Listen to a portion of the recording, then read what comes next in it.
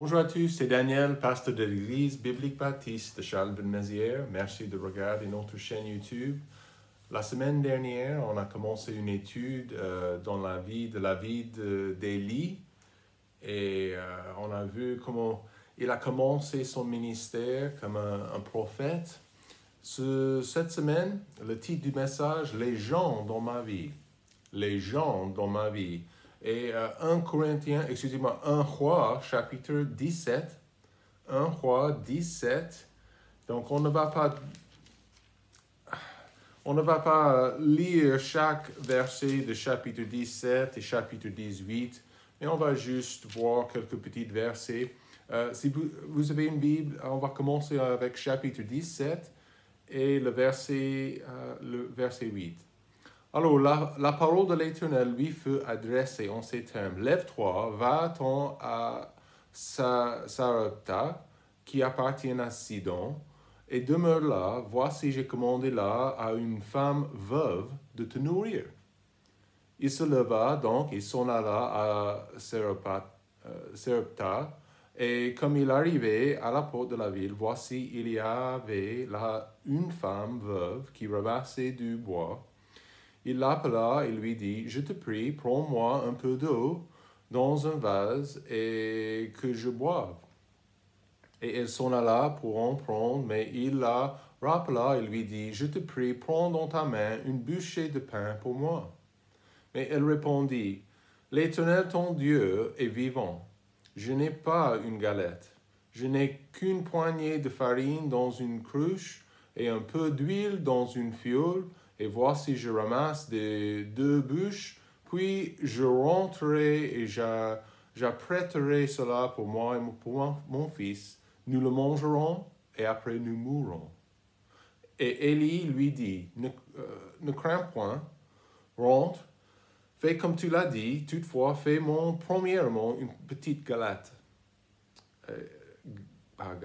Oui. Tu me l'apporteras d'eau et après tu en feras pour moi, pour toi et pour ton fils. Car ainsi a dit l'Éternel, le Dieu d'Israël, la farine qui est dans la cruche ne manquera point, et l'huile qui est dans la fiole ne finira point, jusqu'au jour où l'Éternel s'enverra de la pluie sur la terre. Et elle s'en alla donc, et fit comme Élie avait dit, et elle en mangea, elle et sa famille, ainsi que lui, pendant longtemps. La farine de la cruche ne manqua point, et l'huile de la fiole ne finit point, selon la parole que l'Éternel avait prononcée par Élie. Prions. Père, merci pour les promesses, merci pour la confiance que nous pouvons avoir dans cette vie. Merci aussi pour le privilège de faire un ministère, de vivre cette vie pour toi et de briller comme des lumières dans ce monde ténébreux. Les gens autour de nous ont besoin de toi. Les gens autour de nous ont besoin d'espoir, de la foi. Donc, aide-nous à être les chrétiens que tu veux, cher Père. Et je prie ces choses au nom de Jésus. Amen. Il y a des années, j'ai vu une image d'une grande foule des nazis. Ils étaient là pour, ce n'était pas une convocation, c'était un grand rassemblement des fidèles de la partie nazie. En fait, c'était à la fin des années 30 et voilà, Hitler, il était le chef de l'État. Mais vous savez, pas chaque personne en Allemagne a soutenu la philosophie nazie. Vous savez, il y avait énormément de personnes, soit pour les raisons politiques, pour les raisons religieuses, ils ont refusé de faire ce que les nazis ont fait. Et beaucoup ont été envoyés en camp de concentration, beaucoup ont été tués. Et c'est triste à dire ça, mais c'est la vérité. J'ai vu une image pendant un rassemblement, beaucoup de gens ont été en train de saluer à Hitler, comme ils avaient l'habitude de faire, de se lever le bras. Mais j'ai vu une image avec beaucoup de gens en train de le faire. Mais il y avait un seul homme qui n'a pas fait. Et ça me rappelait aussi d'un pasteur à Berlin pendant la Deuxième Guerre mondiale. Il s'appelait Dietrich Bonhoeffer. Et c'était un chrétien, un croyant. Et je vois, pendant toute la guerre, il a refusé de valider la philosophie nazie. Il a refusé de se soumettre à la voie d'Hitler. Et pour une raison ou l'autre, il a aussi, Hitler l'avait laissé à liberté. Mais à la fin de la guerre, il a été pendu par son geôlier. Et voilà, Hitler, même, si je ne me trompe pas, le jour avant son décès, son suicide, il a téléphoné pour être certain que ce pasteur a été tué. C'est comme ça dans la vie aujourd'hui. On n'est pas persécuté comme ça actuellement. Mais dans ces jours difficiles, nous trouvons beaucoup de gens. Il faut une lumière dans ce monde ténébreux.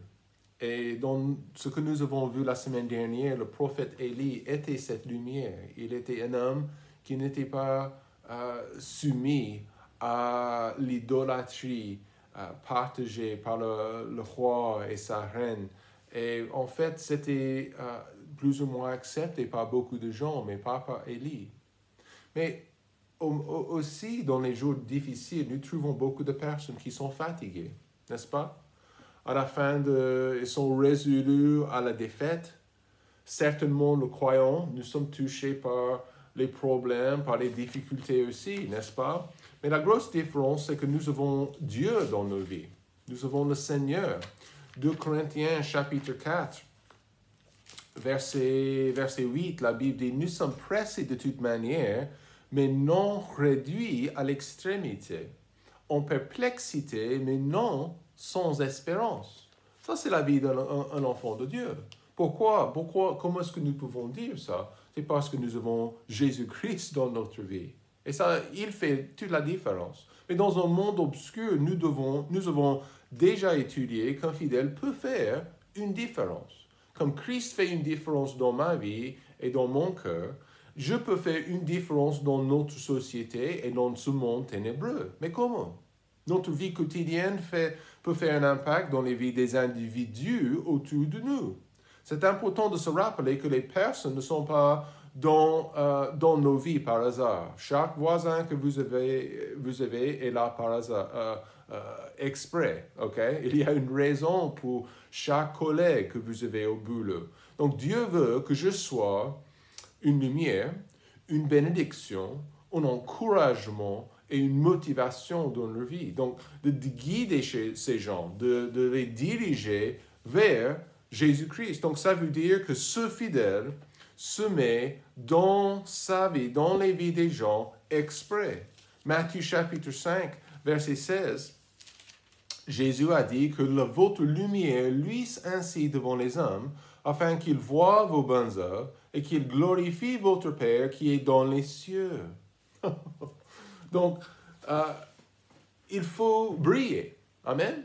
Les gens sont dans ma vie pour une raison. Les gens autour de moi sont sans foi, remplis de peur, timides face à l'avenir, et ils sont fatigués par les troubles de cette vie. Ils ont besoin de quoi? Jésus, bien sûr, mais comment le trouver? Ils ont besoin d'un croyant. Ils ont besoin d'un fidèle qui est courageux. Un fidèle qui est rempli du Saint-Esprit, capable de leur donner des réponses spirituelles. Celui qui suit Dieu, qui tient ferme pour le bien. C'est ce qu'ils ont besoin. Donc Dieu a formé Élie. Élie a annoncé une grande sécheresse et le résultat, la famine qui était le résultat.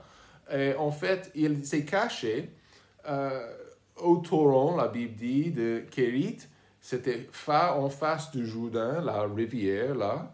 Et il a passé longtemps. On ne sait pas exactement combien de temps, mais pendant cette sécheresse et la famine, il était nourri par Dieu. Il avait la Jourdain, la rivière, mais également il avait les corbeaux qui sont venus, la Bible dit, avec la chair et avec le pain, le matin et le soir.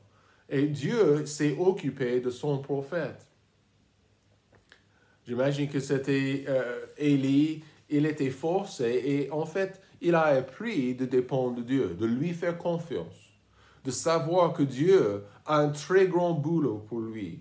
Difficile, et on va voir la suite dans les chapitres à venir, mais Dieu avait un très grand boulot pour Élie à faire, parce que la plupart de la nation à ce moment-là était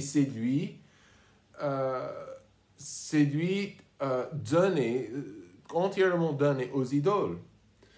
Donc, il avait passé du temps, 6 mois, 1 an, 2 ans, on ne sait pas exactement à la rivière, mais la sécheresse, enfin, selon verset 7, a touché le fleuve devant lui. Et Dieu l'a guidé de se lever et de continuer. Maintenant, son ministère serait très, très, très public. Et on ne peut pas rester toute seule dans cette vie comme un enfant de Dieu. OK? Dieu nous a appelés d'intervenir dans la société. Certainement, j'ai une responsabilité d'assister à mon église locale. Je connais des croyants qui négligent ça. Et ils ne sont pas fidèles à assister. Donc ça, c'est un très, très mauvais témoignage. Dieu m'a sauvé et je ne peux pas adorer comme il veut. Donc ça, c'est un problème. Mais dans ce contexte et dans le contexte de cette histoire, Dieu a appelé Élie d'intervenir dans la société, d'être avec les particuliers, avec les individus, devant les grands fous, devant le roi même. Et ça ne sert à rien si un croyant est comme un moine dans un monastère. Ça ne marche pas pour Dieu. Nous sommes sauvés pour briller. On ne peut pas s'isoler le long de nos vies. La volonté de Dieu est d'influencer ceux qui sont brisés, ceux qui sont sans espoir. Donc, votre fidélité comme un enfant de Dieu est importante. Les gens vous regardent. Votre témoignage, important. Et les gens non sauvés autour de vous, peuvent-ils compter sur vous pour parler, pour se comporter comme un enfant de Dieu? Ça, c'est la grande question. Donc, on doit influencer les gens autour de nous pour le Seigneur. Donc, voyez dans les chapitres exactement ce que Élie a fait. Donc, première chose, en influençant les gens, faites revivre la foi. Verset 9, la Bible dit, lève-toi, et on a déjà lu, il a demandé à Élie d'aller dans un petit village. Il avait une veuve qui était présente pour le nourrir. Donc, alors, c'est possible que c'était 2 ans avant qu'Élie s'est montré aux gens. Elle était toute seule, elle avait avec Dieu, avec les oiseaux. Dieu l'a guidée de chercher cette veuve. Donc, certainement, Dieu avait quelque chose à accomplir dans la vie de cette femme et son fils aussi. Mais elle s'occuperait de lui pendant un moment. Et n'oubliez pas, il n'y avait pas de goutte de pluie pendant des années même. Et donc, Élie il a trouvé cette pauvre femme à la porte, à la porte de la ville, verset 10. Et il lui a demandé, « Madame, je te prie, prends-moi un peu d'eau dans un vase et que je boive. » Et il a jeté, ok? Il a demandé une demande supplémentaire. « Je te prie, prends dans ta main une bouchée de pain pour moi. » Donc, et elle explique, « Je n'ai rien du tout, monsieur. Juste un petit peu. On va finir, on va préparer le dernier repas et on va mourir parce que... évidemment, il n'avait pas de soutien, il n'avait pas de ressources non plus. Très compliqué pour une veuve à cette époque. Et on peut se demander, c'était tout à fait possible que son mari, il vienne de décéder aussi. C'est assez possible, on ne sait pas. Mais une chose est claire, c'est difficile de mourir de faim. Est-ce que vous avez jamais vu les images des victimes dans les camps pendant la Deuxième Guerre mondiale, les camps en Asie, les camps en Europe ici? Difficile et très triste de mourir de faim. Oh là là! On voit des images également des lieux dans notre monde où les enfants n'ont pas de nourriture. Ah, ça fait mal au cœur de voir les images. Et il semble que le prophète, avec sa demande, est insensible. Le prophète n'est pas gentil de demander à cette femme l'eau. Ça n'existait pas du tout, presque. Même aussi le pain. Mais il lui a demandé. Dieu avait un miracle à accomplir dans leur vie. Dieu voulait faire revivre la foi dans leur cœur. Et Dieu avait quelque chose de difficile à faire pour elle aussi. Parce que ça, c'était un grand coup, un grand... d'accepter ce que ce prophète avait demandé. Ça serait difficile. C'est mon dernier repas. Moi, la seule nourriture que j'ai, la seule farine que j'ai. Et il me demande. Dieu avait quelque chose à faire pour elle. Dieu a utilisé Élie dans sa vie pour faire revivre sa foi. Élie lui a donné une promesse. Il a dit simplement, verset 14, « Si vous faites ça, madame, la farine qui est dans la cruche ne manquera point, et l'huile qui est dans la fiole ne finira point jusqu'au jour où l'Éternel enverra de la pluie sur la terre. » Promesse. Donc, elle avait un choix à faire. Accepter cette promesse ou rejeter. Donc, Dieu veut vous utiliser d'aider la foi des autres. Est-ce que vous comprenez ça? Ce prophète était connu comme un homme devant le peuple, devant un homme de feu. Okay? Il était devant le roi, devant la méchante reine, et voilà, il était devant les idolâtres. Mais aussi, il était avec l'individu aussi.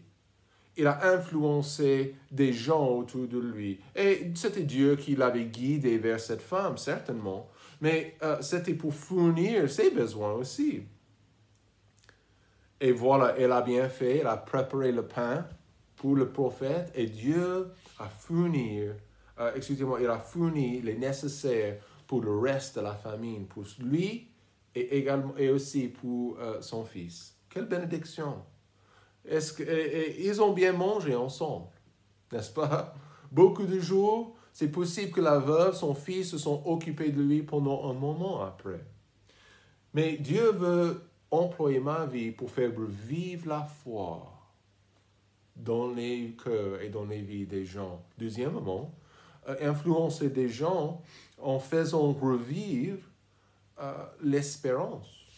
Verset 19, maintenant, il y a un souci. Verset 19, la dame, son fils, il tombe malade. Et lui dit, verset 17, pardon, il arriva que le fils de la maîtresse de la maison tomba malade. Et la maladie s'aggrava tellement qu'il ne resta plus de souffle en lui. Elle est morte. Et voilà, verset 18. Elle dit à Élie, qu'y a-t-il entre moi et toi, homme de Dieu? Es-tu venu chez moi pour renouveler la mémoire de mon iniquité, pour me faire mourir mon fils? Bon, elle est en train de répondre comme une mère, une réponse naturelle. Elle est, le fils de cette veuve, il tombe malade, il meurt. Naturellement, elle est remplie de chagrin, de la tristesse, elle est amère. Elle blâme Dieu, elle blâme Élie, et c'est grave. Donc imaginez, le prophète, en verset 19, il a pris le fils dans ses bras, il l'a emmené dans une chambre, et il a commencé à crier à l'Éternel. Elle a prié. Verset 20. Éternel mon Dieu, Est-ce que tu affligerais même cette veuve chez qui je demeure au point de faire mourir son fils? Donc, imaginez, mettez-vous dans sa place. Dieu l'avait guidé à cette femme et maintenant il sent que Dieu est en train de... il a laissé le garçon mourir? Oh, non, non. Mais attention, dans les gens autour de nous, Dieu, il a toujours quelque chose à faire. Il veut accomplir quelque chose dans leur pensée et dans leur cœur et dans leur vie. Et si nous ne sommes pas là, c'est très compliqué. On doit être là pour les influencer pour le bien. Donc, le prophète, il prie. Et combien de fois est-ce que vous avez rencontré des gens et vous ne savez pas quoi dire? Ça arrive dans ma vie, même comme pasteur. La vie est dure. Les gens souffrent énormément. Tristement, les gens oublient Dieu. Ils sont remplis de tristesse, désespérés pour leur vie, désespérés pour leur avenir, désespérés pour leur bien. Mais en fait, le monde a besoin de l'espoir. Seulement Christ peut donner ça. Seulement Christ. Alors, Élie, la Bible dit, il a prié, verset 21, il s'est tendu sur l'enfant, par 3 fois. Il est en train de prier. S'il te plaît, Seigneur, fais quelque chose, fais quelque chose. Et il a prié, et imaginez, il est sur le garçon, et le garçon commence à respirer. Oh, quel choc! Donc, je dis gloire à Dieu. L'Éternel, je te prie que l'âme de cet enfant rentre en lui, versets 21 et 22. L'Éternel exauça la voix d'Élie, et l'âme de l'enfant rentra en lui, et il recouvra la vie. Et il est descendu de la chambre haute avec ce garçon en bonne santé et en vie. Oh, cette veuve, quelle joie dans la maison cette nuit-là. Verset 24, la femme dit à Élie, « Je connais maintenant que tu es un homme de Dieu et que la parole de l'Éternel qui est dans ta bouche est la vérité. » Attendez, Dieu ne me demande pas de faire ressusciter des gens d'entre les morts. Non. Dieu veut que je simplement vis pour lui. Et Élie a prié, je peux prier. Vous pensez que la perspective de la dame serait différente après? Tout à fait. Dieu a employé le prophète pour faire ça.